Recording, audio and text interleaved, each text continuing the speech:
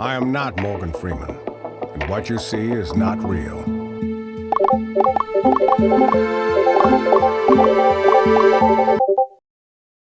Hi, I'm Connor. And today, we're talking about something that affects every one of us.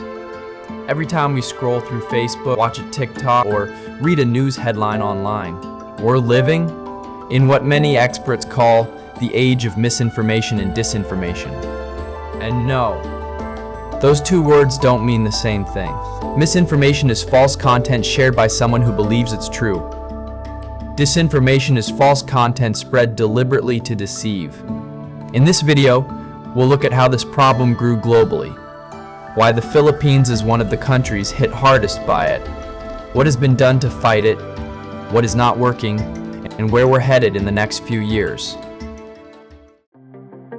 Misinformation and disinformation have been ranked the world's #1 global risk 2 years in a row, in 2024 and 2025, above climate change and armed conflict.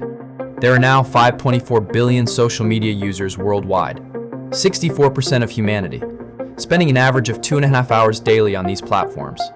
Back in the Philippines, around 86.75 million active social media users, or 73.4% of the population, spend nearly 4 hours online daily, far above the global average.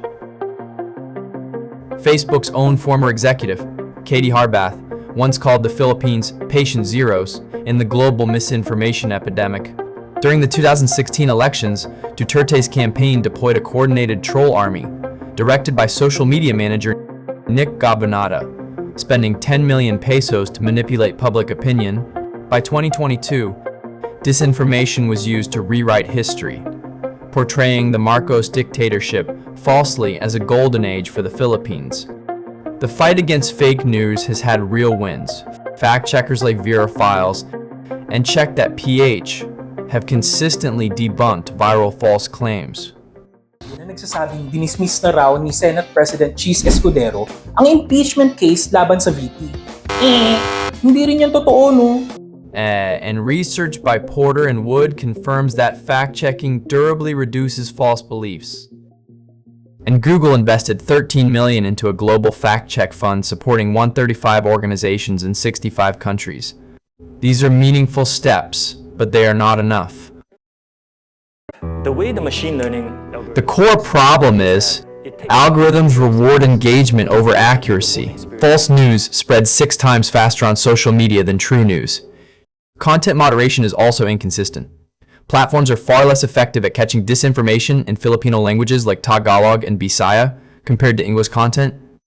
Around 67% of Filipinos identify political actors as primary sources of misleading information.